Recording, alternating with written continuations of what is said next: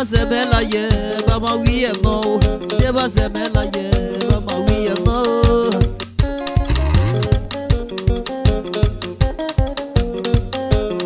Sabieba semela ye, mama we no. Sabieba semela ye, mama we no. Ane o, mama we no. Oze, mama we no. Plotide, mama we no. Baye o le me awampo. Aye o, mazia bago. Plotide, I want le pain.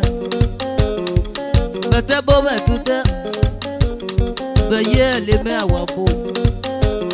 Ya o malo me ye keke.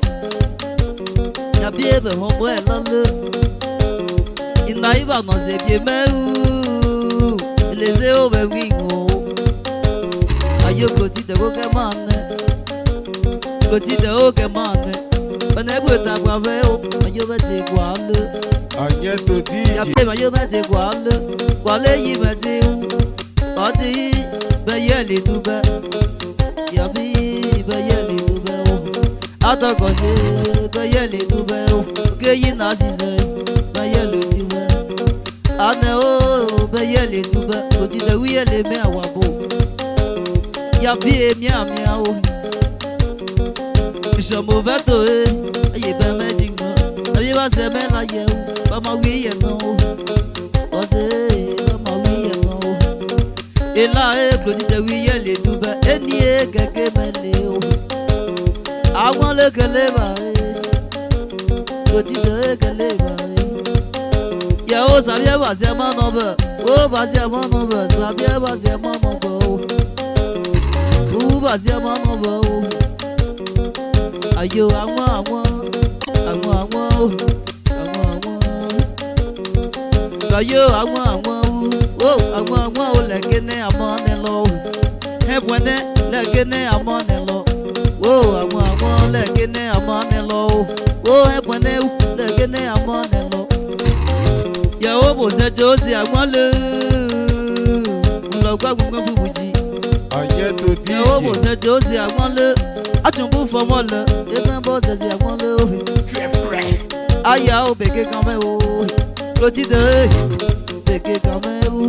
Aken ye beke kan me o.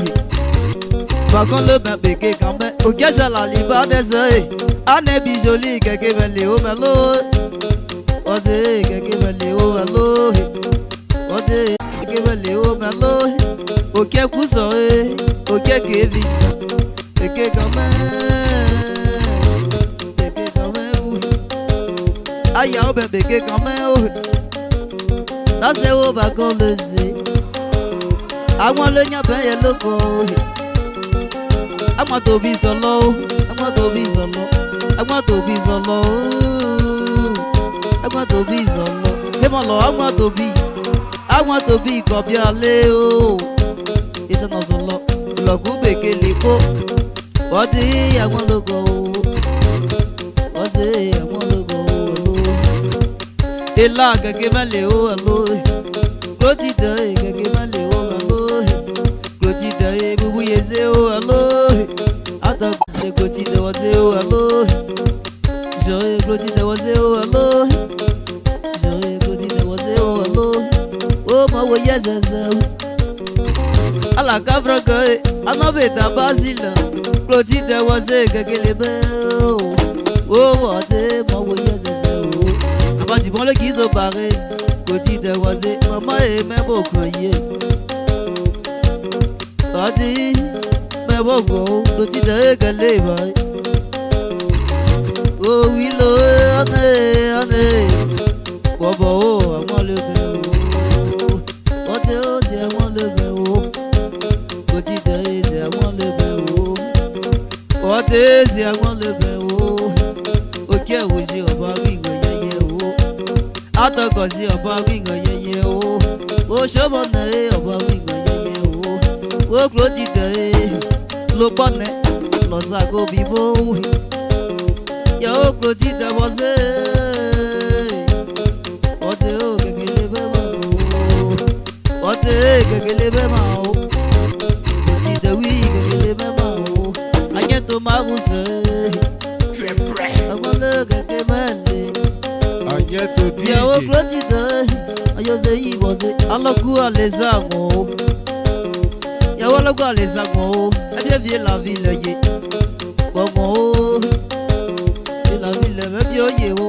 AKOUPE Chantal, Oseo, t'es mon ye, bien, oui. Beta pour Marie, on parle de ye. Beneblesse, on parle de ye. Anne, on parle de ye. Oseo, on parle de ye.